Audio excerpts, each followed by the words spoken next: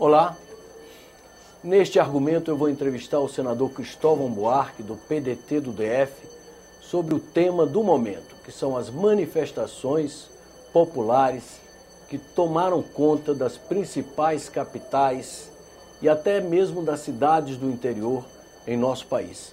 Senador Cristóvão Buarque, como é que o senhor interpreta essa onda de descontentamento que aflorou na sociedade brasileira? Eu acho que é o casamento de uma quantidade de jovens que têm consciência, mas se sentem órfãos de uma utopia, das classes médias e altas, e uma quantidade de jovens excluídos, que são órfãos dos serviços públicos. Uns são órfãos do futuro, que eles gostariam de sonhar. Os outros são órfãos do presente, onde eles não conseguem viver. Agora, por que isso surgiu? Por anos e anos de insistirmos sem ouvir o que esse povo fala, escolhendo o privado e não o público, nós, os políticos, o segredo e não a transparência, alianças espúrias em vez de pureza ideológica, e aos poucos fomos cansando. Depois disso, temos 20 anos de um mesmo governo, de Itamar até hoje, a mesma coisa, muda a cara, o estilo, Itamar, Fernando Henrique, Lula, Dilma, mas é a mesma concepção, se esgotou. A democracia que ficou corrompida, a estabilidade monetária que ficou ameaçada, as transferências de renda ficaram insuficientes e o crescimento econômico ficou empancado. As pessoas decidiram ir para a rua porque não vem dentro do Congresso, no Executivo, gente sintonizada com a alma deles.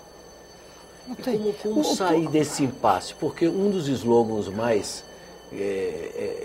que ecoaram nessas manifestações é o povo unido governa sem partido. Como governar sem partido? Muito boa. Como sair disso, aliás, que o senhor falou? Como só tem um sair jeito. Bem, tem duas maneiras. Um é dizer, vamos segurar esse pessoal aí que eles cansam. Aí eles cansam por um tempo, virão depois, daqui a meses, talvez daqui a anos, se nós não fizermos as mudanças. É irresponsável isso. Querer vencer pelo cansaço esses jovens é uma irresponsabilidade. A outra saída é avançar nas propostas. Eu acho que a grande coisa seria uma reforma política radical. Que mudanças? Por exemplo, reduzir drasticamente o custo das campanhas eleitorais, para que todo mundo possa ser candidato sem precisar pedir dinheiro. Acabar com a reeleição para os cargos executivos e mesmo para cargos legislativos só uma reeleição. Permitir a eleição do candidato avulso, sem partido. Proibir alianças de partidos no primeiro turno. Não pode fazer aliança, porque isso corrompe. Cria uma falsa aliança. Na verdade, é uma coisa espúria. E uma quantidade de outras ideias que eu, pelo menos, coloquei num texto meu chamada Reforma Política Republicana. Eu creio que hoje a saída seria a reforma política, uma grande reforma política, mas radical, ousada. Deveria partir de nós e do Poder Executivo. Aí a gente estaria dizendo ao povo, estamos ouvindo. O que é que a gente vê a Dilma dizer pelos jornais e outros? Vamos ouvir. Não é mais ouvir, passou o tempo de ouvir. Agora é fazer o que eles estão gritando na rua que querem. Mudar a política completamente. Eles falam em apartidarismo. Não dá para ser apartidário, mas eu tenho uma proposta na minha. É uma moratória dos partidos. Durante 6 meses, os partidos acabam. 6 meses para criar novos partidos. Ou seja, permitir que houvesse uma reaglutinação de forças. Uma reaglutinação de forças. Sem regras, sem limitações. Sem limitações. Podemos até... Mas qual seria a vantagem? Qual seria o objetivo disso? A vantagem é porque hoje as pessoas de um partido estão muito mais próximas das de outro do que de outros. Porque, nós não, como disse o ministro Joaquim Barbosa, nós temos partidos de mentirinha. Nós temos clubes eleitorais. Nós nos juntamos porque queremos ganhar uma eleição e aquele é o melhor clube. Se a gente permitisse uma liberação total, com algumas regras, por exemplo, o programa ser previamente conhecido, todo mundo assinar que vai cumprir aquele programa, que perde o mandato se não cumprir, uma fidelidade radical a partir daí, porque os partidos não iriam mudar também. Porque hoje a fidelidade é difícil, porque o partido se apresenta de um jeito, a pessoa é eleita e o partido muda. Você é eleito por um partido de oposição, de repente acorda, lê o jornal e descobre que o seu partido está dentro do governo. E quanto à proibição de alianças que o senhor está propondo, quer dizer que, por exemplo, na eleição presidencial, no primeiro turno, todo partido teria obrigação de apresentar candidatura própria? A minha ideia é essa, mas pode até não apresentar, mas não apoia outro, não dá o tempo de televisão. Entendeu? Para evitar barganha. Para evitar barganhas. Não dá tempo de televisão, não dá nenhum aporte. Se não quiser, não. E o que o senhor acha desse instrumento, desse expediente que existe em alguns países, do chamado recall? Sou favorável totalmente ao recall. Ou seja, se de repente uma manifestação como essa puder pedir a renúncia, agora não se vai atender só porque as pessoas pediram, se faz um plebiscito. Eles podiam fazer, queremos um plebiscito. De repente ele está dando uma boa ideia para eles. Queremos um plebiscito para saber se vamos zerar o jogo e fazer nova eleição, convocar uma eleição antecipada. Pode ser. Mas essa é a saída, a sua pergunta. Como sair disso? Avançando, apresentando propostas que essa juventude diga, é por aí que a gente vai mudar o país. E na sua reforma política se inclui o voto distrital para aproximar Eu divido o eleitor? 3 tipos, os deputados federais. Eu divido em 3 tipos. Deputados federais eleitos nacionalmente. Não representará nenhum estado. Ele representará o Brasil. 50. Depois deputados federais eleitos pelo estado, como hoje. E depois deputados federais eleitos por distrito.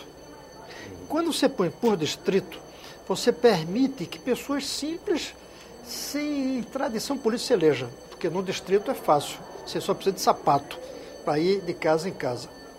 Quando você põe o estado, você permite que sejam eleitos pessoas que tenham um grupo por trás, negros. Entendeu? Candidato dos negros, candidato dos operários, que no distrital não consegue. E terceiro, quando você põe deputados que representam o Brasil inteiro, você quebra o corporativismo até mesmo local. Você vai eleger pessoas do Brasil inteiro. Claro que, como alguns me dizem, vamos terminar elegendo líderes religiosos, jogadores de futebol, artistas de televisão. Esse é o risco. Mas esses artistas iriam disputar com os grandes nomes do país. Por exemplo, os presidentes de partido. Eles não iam disputar para ser eleitos pelo estado deles. Disputariam pelo Brasil inteiro. Ulisses Guimarães era capaz de ter perdido a eleição seguinte em São Paulo. Ganharia no Brasil. Um personagem como Celso Furtado, que eu gostaria tanto de ver aqui, ele não se elegeria por nenhum estado sozinho. Pelo Brasil, sim. Roberto Campos, não sei se ele perdeu ou não a última eleição do Mato Grosso. Ele foi para o Rio de Janeiro. Ele foi para o Rio de Janeiro e perdeu, não? Ou ganhou? Não sei. Não. Mas mesmo assim, se ganhou, foi graças ao apoio de outros, não por ele. Até porque ele detestava fazer aquele trabalho de pedir voto, mas era um cara importante aqui. Então eu defendo esses 3. E o senhor não teme que isso desborde para uma situação incontrolável e o vandalismo supere o sonho? É claro. Supere a... Claro, porque eu disse que são 2 grupos de órfãos. Os órfãos de bandeiras utópicas para o futuro, que são os que já estão bem, que, por exemplo, andam de carro, mas não tem utopia. E os que não têm ônibus. E aqui, não a maioria, mas alguns que fazem parte, são alguns que estão, pelo desespero, capazes de tudo. E aí até quebrar coisas sem nenhuma finalidade política, quebrar, pela raiva. De um lado, falta de sonho, do outro lado, excesso de raiva. Essa é uma aliança muito perigosa. Senador, excelente reflexão. Acho que o momento demanda esse tipo de parar um pouco para refletir sobre o futuro, não só do Brasil, porque diversos países estão vivendo dilemas semelhantes. Não é? Eu gostei de ver o presidente, depois do meu discurso, Renan Calheiros, dizer que vai convocar um grupo, convidar quem quiser, de senadores, para discutir isso. Para organizar essa reflexão. Eu gostaria muito de ver 10, 15, 20 senadores fora dessas coisas do dia a dia, debatendo essa realidade. Daí talvez saia o que eu estou propondo, que é uma reforma política ou outra coisa. Eu acho que o centro hoje seria a reforma política. Senador, muito obrigado pela entrevista. Eu que agradeço. E acho que é um momento muito rico que a gente está vivendo. Sem dúvida.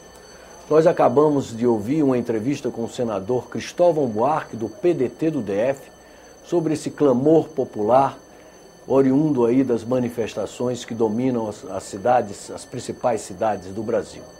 Aqueles que quiserem encaminhar sugestões, comentários ou críticas, podem ligar no Alô Senado no número 0800 612211 ou acessar o nosso portal na internet no endereço www.senado.leg.br/TV.